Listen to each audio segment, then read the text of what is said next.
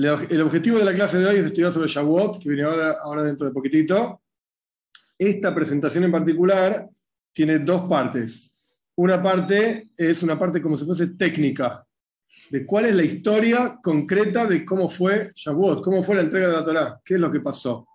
Bueno, y la otra parte de la charla es un poco más de entender qué significa que Dios nos entregó la Torá, qué es la Torá, para qué sirve, etc. Un poco de historia. El dibujo que yo puse ahí, los dibujos en general de estas presentaciones son un poco infantiles, no porque la presentación es para niños, sino porque es más fácil entender las cosas así. Entonces, el dibujo que está ahí es un dibujo del Mishkan. El Mishkan era el tabernáculo, esa es la traducción literal, que era el templo móvil que usó el pueblo de Israel en el desierto, desde que salieron de Egipto hasta que llegaron a Eretz Israel. En Eretz Israel, o Eretz Canaan, que después se transforma en Eretz Israel, lo construyen ahí también y duró en total 369 años, tuvo unos cuantos años. No fue siempre así, era parecida a esto, así era en el desierto. ¿Para qué pongo esta cuestión? En el año 1313, antes de la era común, el pueblo de Israel sale de Egipto y Dios les entrega la Torá, que es todo lo que estamos estudiando justamente, en Shavuot.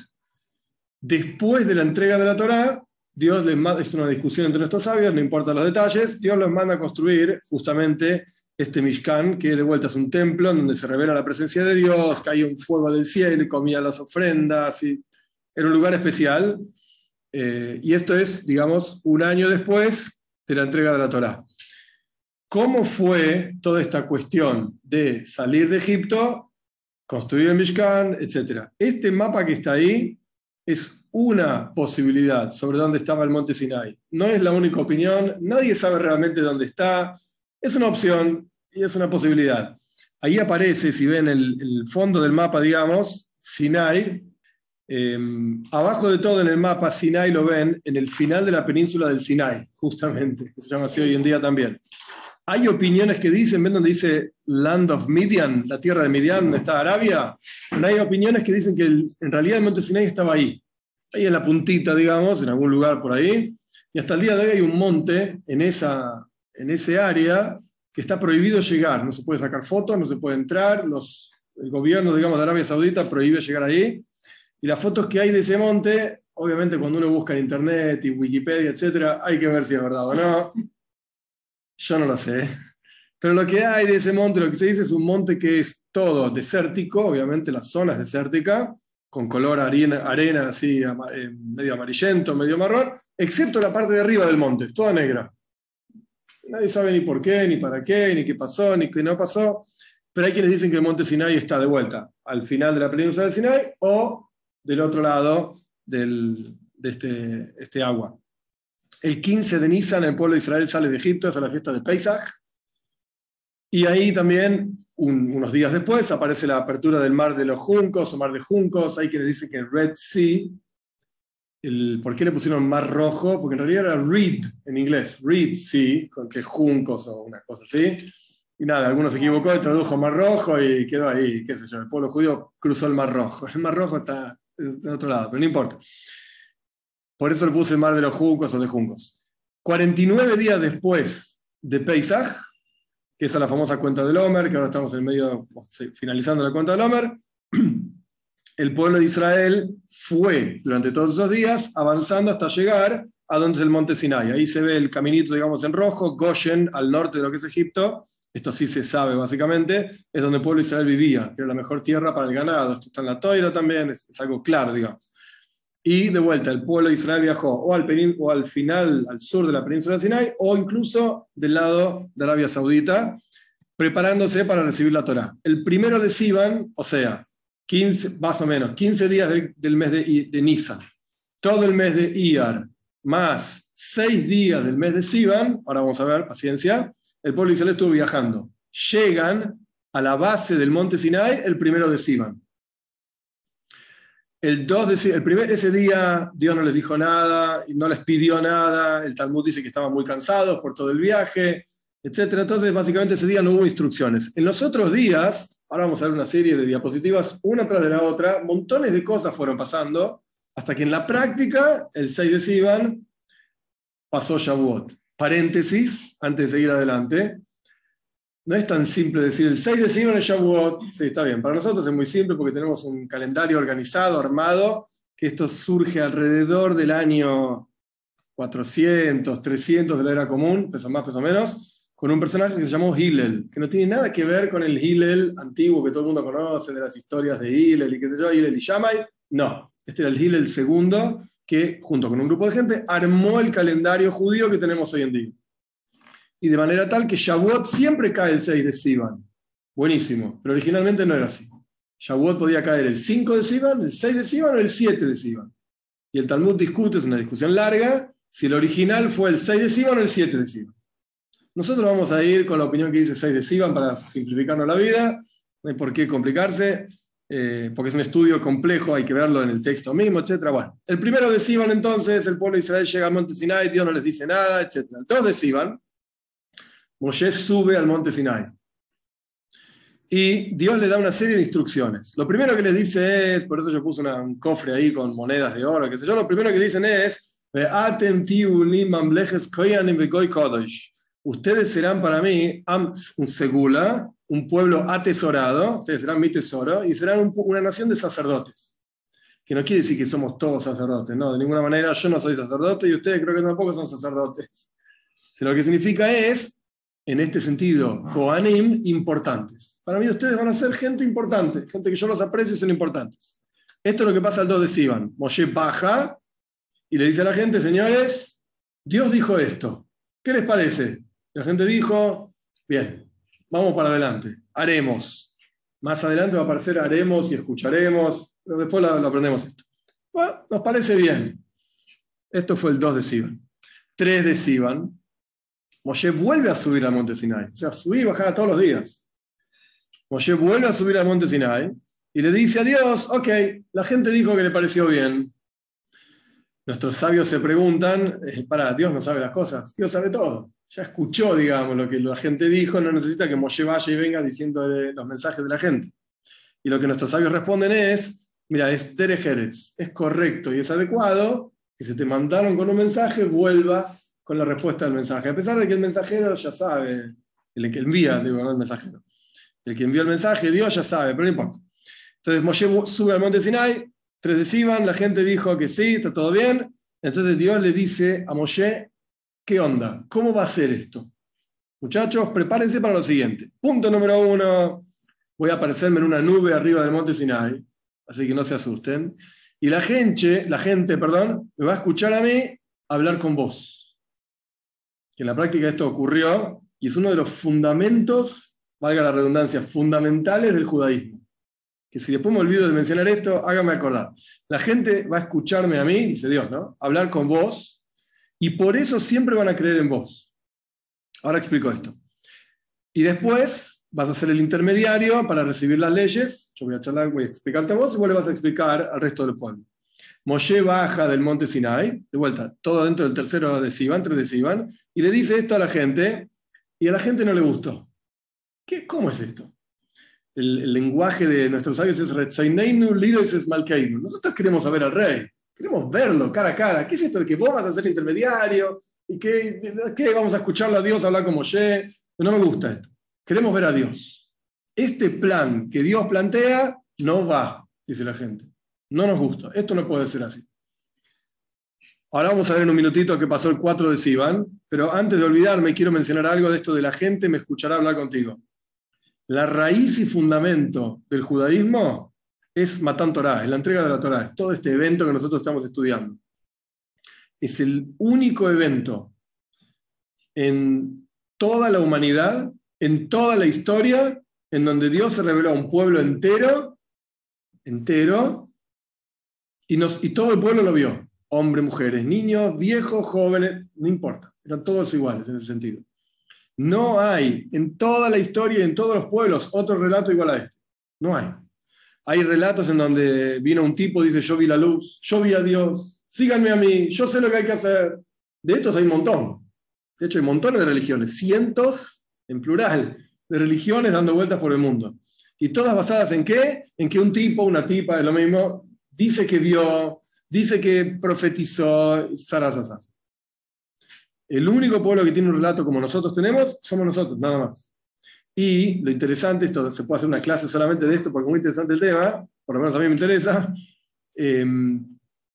cuantos más testigos hay de un evento, tanto más real es ese evento. Si una persona dice que vio algo, dos personas dicen que lo vieron, ¿qué? Puede ser que vieron, puede ser que no vieron, puede ser que lo inventaron acá a la vuelta y después vinieron, vimos. Pero si 600.000 hombres, entre 20 y 60, alrededor de 3 millones de personas, en donde de vuelta había todo tipo de gente, hombres, mujeres, niños, viejos, jóvenes, todos vieron lo mismo, entonces tiene más credibilidad. Todos tienen el mismo relato, hace miles de años que todos tenemos exactamente el mismo relato. Nada cambió. Y un punto más, fundamental también de lo que es la base del judaísmo. Nosotros creemos en el judaísmo porque de vuelta está la entrega de la Torá, que vamos a ver cómo fue, etc. Y porque escuchamos a Dios hablando con Moshe, que esto es lo que yo puse ahí, diciéndole los 10 mandamientos, y Moshe venía y decía, Dios dijo tal cosa, sí, está bien, ya lo escuchamos, tenés razón. No creemos en Moshe porque hizo milagros, porque era un buen tipo, porque nos sacó de Egipto, porque era tartamudo, no importa nada de eso. Lo único que importa es, lo vimos a Dios, lo escuchamos a Dios hablar con Moshe. Esto quiere decir que si en cualquier momento de la historia viene otro profeta y hace milagros, levanta edificios, y dice que Dios habló con él, y todo lo que quieras, te dice cuánto va a estar el dólar mañana, todo lo que se te cante. Y después dice, en base a esto, que vieron que yo soy un genio y yo soy profeta, ya no es necesario ponerse tefilín. Ya no es necesario comer kasher, ahora puedes comer cualquier cosa. Créeme, ¿no ves? Yo te hago así, te levanto un edificio entero, ¿no crees en mí? Mirá lo que hago. Vamos a decir, no creemos en vos. ¿Por qué no? Porque nosotros lo vimos a Dios hablando con Moshe, y Moshe dijo en el monte Sinai que esto es eterno. Nunca va a cambiar la Torá. Entonces vos podés hacer lo que quieras, podés hacer el gran milagro, todo lo que se te cante. Pero Moshe está por encima, es uno de los fundamentos del judaísmo, por encima de cualquier otro milagrero, cualquier otro profeta, de cualquier forma. Que si la Torá nunca va a cambiar. ¿Por qué? Por esto mismo. Bien, esto fue entonces el 3 de Sivan, este fue el relato divino de cómo iba a ser la entrega de la Torá, y la gente respondió, tómatela, no queremos esto, queremos ver a Dios. 4 de Sivan, Moshe vuelve a subir al monte Sinai y le dice, mira, la gente dijo que no le gustó mucho tu plan de acción. Muy bien, dice Dios, ¿no les gustó? Todo bien, acepto, y le dice a Moshe, si la gente me quiere ver a mí, se tienen que preparar, así nomás no. Yo para hablar con vos, está todo bien, la gente no tiene que hacer nada. Pero si la gente quiere que yo charle con ellos, se tienen que preparar. ¿Cuáles son los preparativos? No impurificarse, o sea, no podían tener intimidad con sus esposas, etc. No se podían impurificar, ni ellos estar impuros, ni ellas estar impuras, no importan los detalles.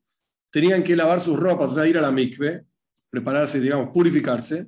Había que hacer un cerco, yo puse un dibujito ahí, obviamente no hay fotos del monte Sinai ni nada por el estilo. En el dibujito se ve el cerco. A propósito puse ese dibujo porque se ven unos personajes ahí abajo, después hablamos quién eran, Moshe llegando al monte Sinai, y el resto de la gente todos abajo. Había que poner un cerco al monte Sinai, no vaya a ser que alguno se acerque y iban a terminar muriendo, el que se acerque.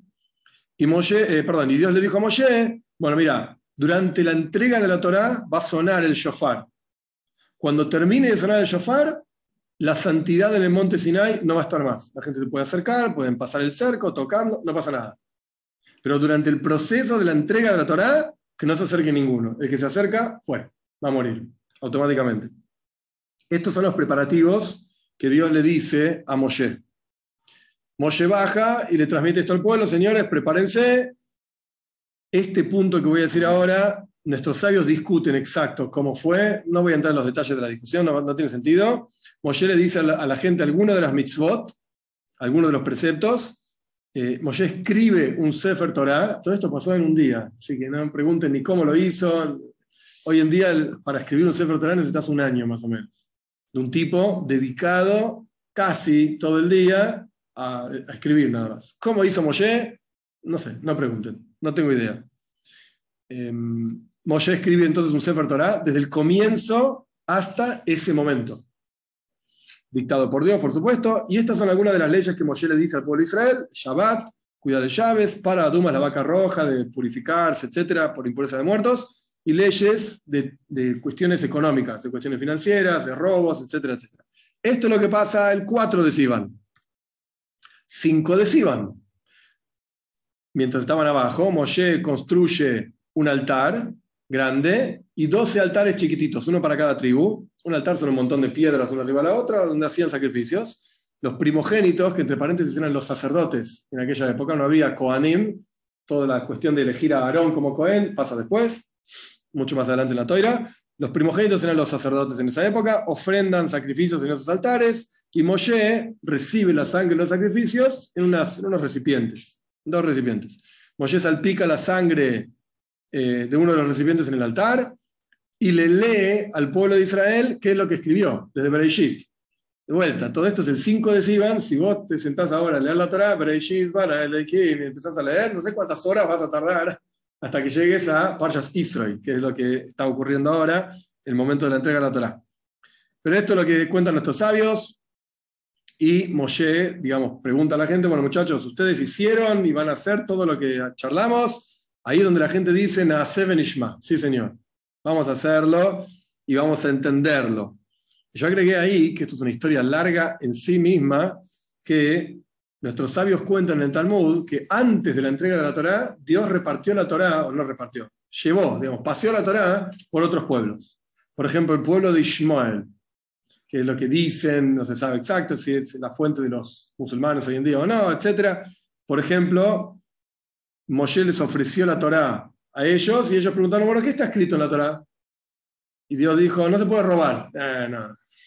Para nosotros no, nosotros vivimos haciendo esto, no es para nosotros. Entonces Dios fue al pueblo de Edom y les preguntó, muchachos, ¿ustedes quieren recibir la Torá? Y ellos preguntaron, ¿qué está escrito en esto? No se puede matar. Edom representa Roma y lo que es el Imperio Romano, qué sé yo. Ellos dijeron, no, pará, nosotros vivimos de esto, de matar gente y conquistar, no es para nosotros la Torá. Y así a diferentes pueblos. Cuando Dios fue al pueblo de Israel, el pueblo de Israel dijo, hay un chiste famoso, malísimo, dame 2. ¿Cuánto cuesta? Gratis, dame 2.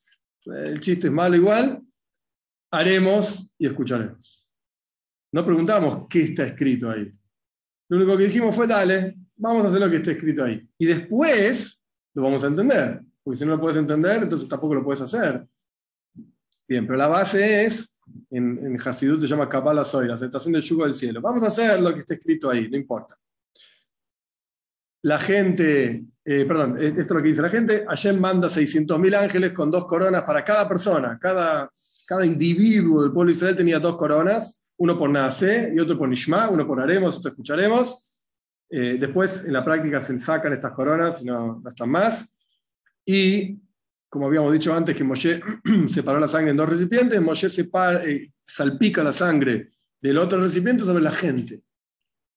No quiere decir que cada uno quedó bañado en sangre, porque imagínense, había, no sé, 10, 12 cabritos, no era tanta sangre, pero así, sobre la gente, básicamente, un poco de sangre para cada uno, que es parte del pacto que nosotros hicimos con Dios, un pacto, digamos, de sangre, que esto es lo que vamos a hacer, vamos a cumplir la Torá. De acá nuestros sabios, esto tiene varias implicancias, incluso concretas, legales. De acá nuestros sabios aprenden que nosotros juramos en el monte Sinai que íbamos a cumplir la Torá. Si la hacemos o no la hacemos, esa es otra historia. Esto lo podemos discutir en otro momento, digamos. Y es la historia personal y el viaje personal de cada uno de conexión con sus raíces. Ese es otro tema. Pero en la práctica, por cuanto nosotros juramos que íbamos a cumplir la Torá, por ejemplo, hoy en día, si una persona jura que no va a hacer tal o cual mitzvah, su juramento no tiene ningún sentido. Es totalmente inválido. ¿Por qué? Porque ya juraste que ibas a cumplir la Torá. Ahora no puedes jurar en contra de tu propio juramento, si no deshaces primero el juramento anterior. Así que es interesante, simplemente legalmente hablando, todos los Yehudim, sin excepción, juramos que íbamos a cumplir la Torá. Eso fue el 5 de Sivan. Ahora vamos al 6 de Sivan. Amaneció temprano, había truenos, rayos en el monte Sinai, y se escuchaba un shofar sonando muy grande. ¿Por qué digo el tema de temprano, etcétera? Es famosa la historia de que cuando el pueblo de Israel iban a recibir la Torá, estaban súper ansiosos y contaron los días de la salida de Egipto hasta la recepción de la Torá, la cuenta del Omer, qué lindo, qué sé cuánto. Llegó el 6 de Sivan, todos shlufen, todos se quedaron dormidos. Y la ansiedad, si estás ansioso no puedes ni dormir. No, se quedaron dormidos, apareció Dios en el monte Sinai y dijo, hey, ¿quién va a recibir la Torá? Están todos shlufen, durmiendo, despiértense muchachos. Bueno, Por eso, la costumbre en el pueblo de Israel es la noche de Shavuot, cuando empieza Shavuot, nos quedamos despiertos estudiando toda la noche Torah. ¿Por qué? Porque estamos reparando aquello que originalmente nos quedamos dormidos, entonces ahora nos quedamos despiertos.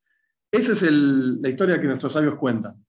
Hay un detalle, digamos, interesante respecto de eso. La pregunta obvia es, de vuelta, si estaban tan ansiosos, ¿por qué se quedaron dormidos? Y una explicación hasidiche es, en ese momento los judíos pensaron que la Torá es algo espiritual. Y para vincularse con algo espiritual, tenés que desprenderte de este mundo material. Alejate de todo, andate a las montañas del Nepal, y no hables por no sé cuántos años. Y el judaísmo, ellos pensaron, es algo espiritual, es algo totalmente abstracto. Entonces se quedaron dormidos como representando, entendimos, queremos recibir la Torá, que es algo espiritual. Y Dios les dijo, de ninguna manera, tienes que estar despierto. Acá abajo en este mundo, los pies en la tierra, y ahí cumplió el judaísmo. No shluf, no durmiendo. Bueno, eso es lo que significa que el pueblo se quedó dormido. Hashem levantó el monte Sinai sobre el pueblo de Israel, si cuentan nuestros sabios, levantó el monte entero. Antes de que el pueblo judío acepte, lo levantó y lo puso arriba de la gente y le dijo, señores, si ustedes aceptan la Torá, bien. Y si no aceptan la Torá, ahí está su tumba. Lo voy a dejar caer sobre todos ustedes, se mueren todos. ¿Aceptan o no aceptan? ¿Qué dijo la gente, obviamente? Bueno, está bien. Nuestros sabios cuentan en el Talmud que de acá se aprende algo muy interesante también. Ellos dicen, Mudá, Rabba, Leverais. De acá sabemos que fuimos forzados, entre comillas, a aceptar la Torá. Es verdad, en la página anterior aprendimos, sí, haremos y escucharemos todo lo que quieras, pero en el momento Dios nos forzó a aceptar la Torá, porque si no nos mataba. La pregunta obvia entonces es, pero entonces ¿por qué cumplimos la Torá? ¿Porque la aceptamos nosotros o porque nos forzaron? Y nuestros sabios cuentan que en la época de Purim, no voy a explicar ahora toda la historia de Purim, no viene al caso en ese momento, en la historia de Purim el pueblo de Israel aceptó por propia iniciativa la Torá. Por eso en la Megilá hay un versículo en la historia de Purim, Kiblu bekimu, kiemu bekibla yehudim sayerejero la 6. Cumplieron y aceptaron los judíos aquello que habían comenzado a hacer. ¿De qué está hablando la Megilá? La Megilá está diciendo en Purim aceptamos lo que en realidad habíamos empezado a hacer en la entrega de la Torá. Porque en Purim las opciones también eran, muchachos, si ustedes dejan de cumplir el judaísmo y la porquería de ustedes, no los matamos. Amán decía, no, nosotros no los matamos, está todo bien. Me molesta que sean un pueblo diferente del resto de los pueblos. Eso es lo que decía Amán. Si ustedes se mezclan y se vuelven todos un pueblo como todos nosotros, ningún problema, no necesito salir a matar gente. Y el pueblo judío dijo, de ninguna manera. Nosotros nos bancamos esto, nosotros estamos para esto, nosotros queremos judaísmo. Ahí es donde el pueblo judío acepta por propia voluntad. Porque podrían haber tenido otro camino que era dejar todo de lado y chao. Otro detalle interesante que trae el pensamiento hasídico, y esto es algo que también se puede hablar más largo, ¿qué significa que Dios levantó el monte Sinai sobre el pueblo de Israel? ¿Qué clase de Dios es este? ¿Y por qué decimos que Dios nos quiere y nos ama y nos aprecia? En la primera de cambio te levanto un brazo y te dice, haz lo que yo te digo o te mato. ¿Qué clase de cariño es ese? El hasidismo responde que la idea de que Dios levantó el monte Sinai sobre el pueblo de Israel es una muestra de amor. Tan profundo, es como esos amores que no te dan espacio, ¿viste? Como esos novios que te dicen, mira, o estás conmigo todo el día, o no te... No, pará. Todo bien, te quiero mucho, pero dame un espacio, vos haces la tuya un rato, yo hago la mía, y después salimos juntos y la pasamos bien. Pero se necesita un poco de... Bueno, hay la idea de que Dios levanta el monte sobre el monte Sinai, sobre el pueblo judío, es Dios mostró un amor tan profundo que era imposible decir que no. Eso nos forzó, entre comillas, a aceptar la Torá. Ok, continuamos. La montaña está humeante, así cuenta la Torá, fuego y truenos, y qué sé yo. Hashem, el pueblo judío estaban todos parados, como yo mostré acá, estamos en el fondo.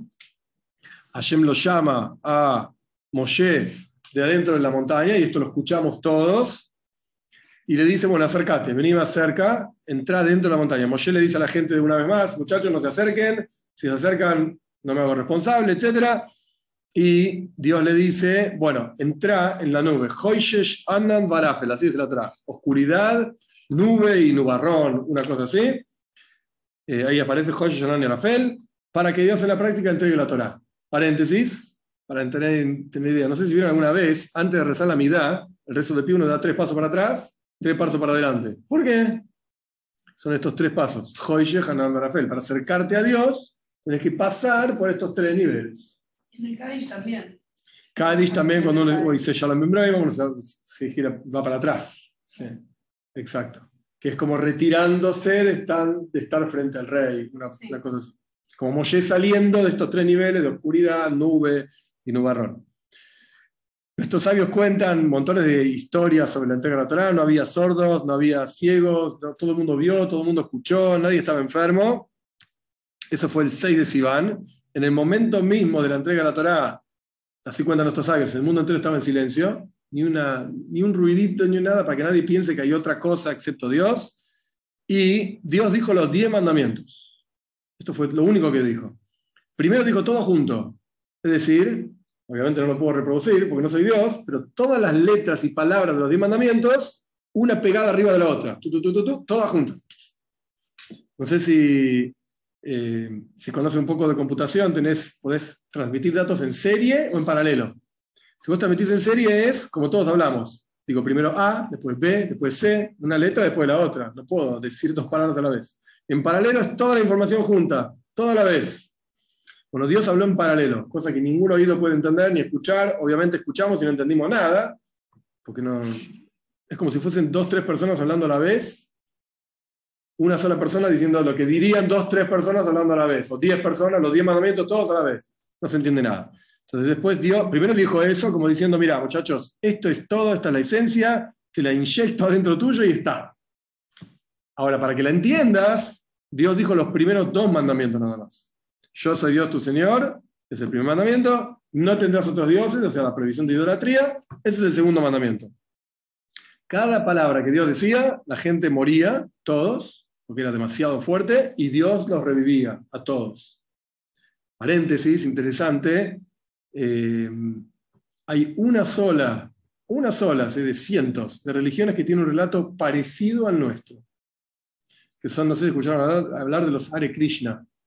Tienen una colita acá, pelados, se visten con unas ropas tipo naranja, unos personajes interesantes, tipo de la zona de Nepal, India, por ahí. Ellos tienen un relato parecido al nuestro, que Dios se apareció frente a millones de personas. El relato de ellos es que había 2 pueblos, qué sé yo, que se estaban peleando entre ellos en un campo de batalla, no me acuerdo el nombre, no me pregunten, es un nombre hindú, y apareció Dios frente a todos los soldados que estaban ahí, y les dijo un montón de cosas. Entonces uno podría pensar, nosotros tenemos un relato de esa manera, ellos tienen un relato de esta otra manera, entonces puede ser que sea un invento, porque otro pueblo puede tener otro relato, y al final no es algo realmente original y propio del pueblo judío. Otros pueblos tienen lo mismo. Es como decir, de muchos pueblos se escucha el relato de un diluvio. Mucha gente murió, que el diluvio, no sé si los mayas o aztecas también tenían el mismo relato. Ok, no es una novedad que nosotros hablamos del diluvio. Pero la entrega de la Torá sí. Y acá de repente aparece otro pueblo que tiene el mismo relato. Pero hay una diferencia fundamental. Después de que Dios habla frente a todos estos personajes en el campo de batalla, todos mueren. No queda nadie. 0. Muchos años después aparece un profeta que dice que habló con Dios y que pasó un relato así, que Dios habló con mucha gente. Entonces ahí ya te das cuenta que es una religión basada en ¿qué? En una persona, que dice que vio, que dice que entendió, que escuchó, y que hubo un relato, pero se murieron todos. Nosotros tenemos un relato parecido, donde también se mueren todos, pero Dios los revivió. Y en la práctica muchos de los que estaban ahí entraron en la tierra de Israel. ¿Qué quiere decir muchos? Todas las mujeres, obviamente los que se morían de viejos, se murieron de viejos, pero los que no se murieron de viejos entraron en la tierra de Israel, los que tenían menos de 20 años entraron en la tierra de Israel, gente que vio en la práctica la entrega de la Torá. Es interesante.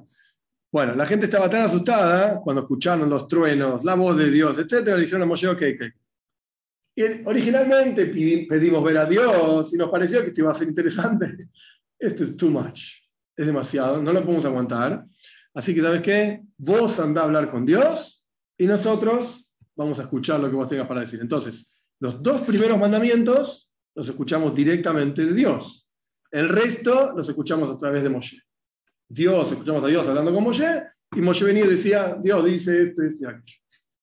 Ese fue el relato concreto de la entrega de la Torá. ¿Cómo sigue esto? Las fechas que aparecen acá se puede hablar horas y horas, no es el caso, no voy a hacer eso, pero para entender cómo sigue la historia. Después de la entrega de la Torá, 7 de Sivan, al otro día, Moshe vuelve a subir al monte Sinai, ya subió como 3-4 veces, y se queda ahí 40 días y 40 noches. Baja el 17 de Tammuz, que es un día de ayuno, Yudzain Tammuz, un día de ayuno, y Moshe rompe las tablas ese día porque la gente estaba haciendo el becerro de oro, que es justamente 40 días y 40 noches después de la entrega de la Torá. Al otro día, Moshe se ocupa del becerro de oro, es una historia larga, en Parshas Ki Sisa, lo destruye, lo hace polvo, hace beber a los judíos, toda una historia larguísima. El punto es que al otro día Moshe vuelve a subir al monte Sinai para pedir perdón por el pueblo de Israel, porque Dios quería aniquilar a todos, matar a todos. Se queda 40 días y 40 noches pidiéndole a Dios que no mate al pueblo de Israel.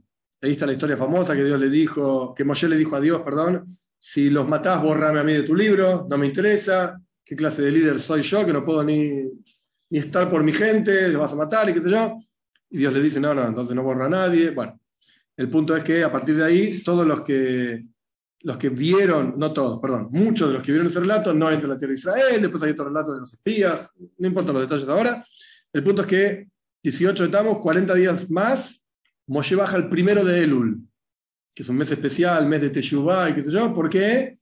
Esto es una de las razones. Moshe baja y dice, Dios perdonó.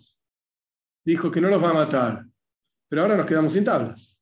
Yo rompí 40 días atrás las tablas, no tenemos más tablas. Al 2 de Elul Moshe vuelve a subir al monte Sinai y graba las segundas tablas. El 10 de Tishrei, que es Yom Kippur.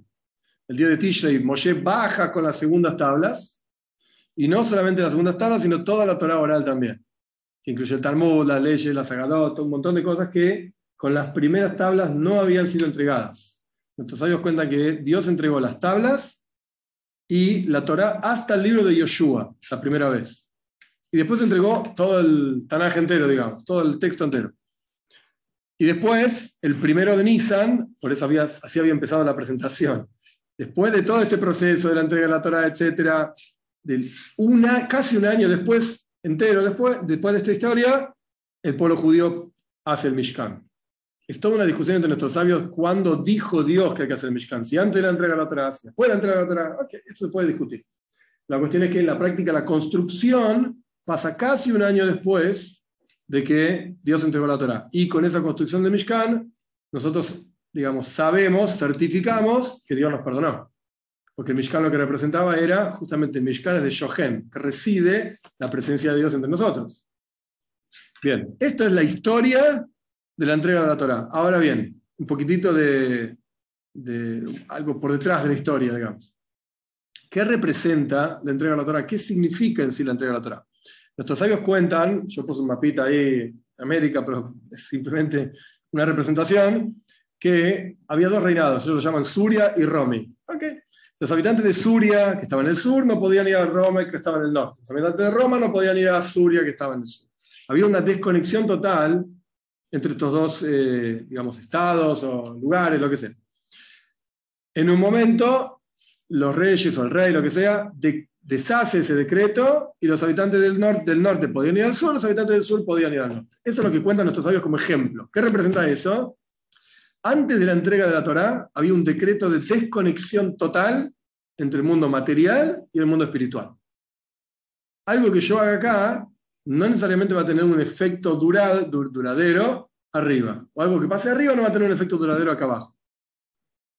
En el momento de la entrega de la Torá lo que pasa es que Dios deshace ese decreto y podemos nosotros, a través de las mitzvot, como vamos a estudiar un minutito, podemos nosotros influenciar al mundo espiritual o llenar al mundo material de espiritualidad.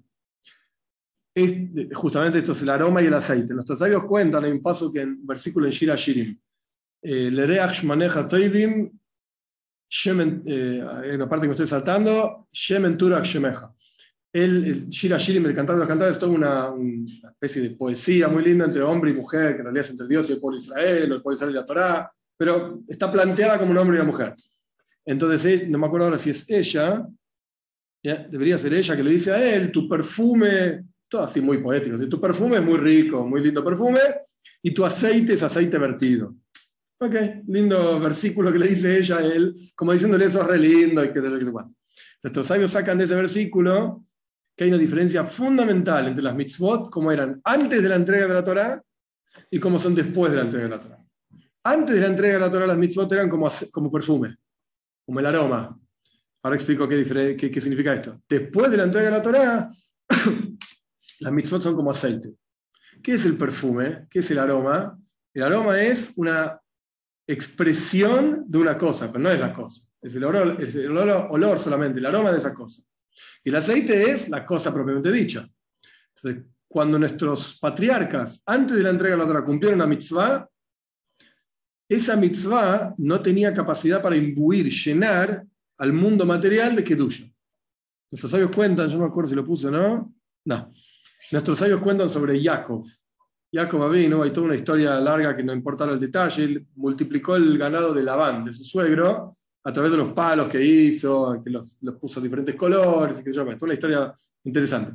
Nuestros sabios cuentan en el Zohar que lo que Jacob estaba haciendo con esos palos era la mitzvah de Tefilín. ¿Cómo? ¿Cuándo? No importa, no viene ahora al caso. La cuestión es que él estaba haciendo esa mitzvah. Cuando terminó de cumplir esa mitzvah, los palos los tiró a la basura. No sirven para nada, no están guardados en ningún lado, no tienen ninguna santidad, ni kedusha, cornish, nada.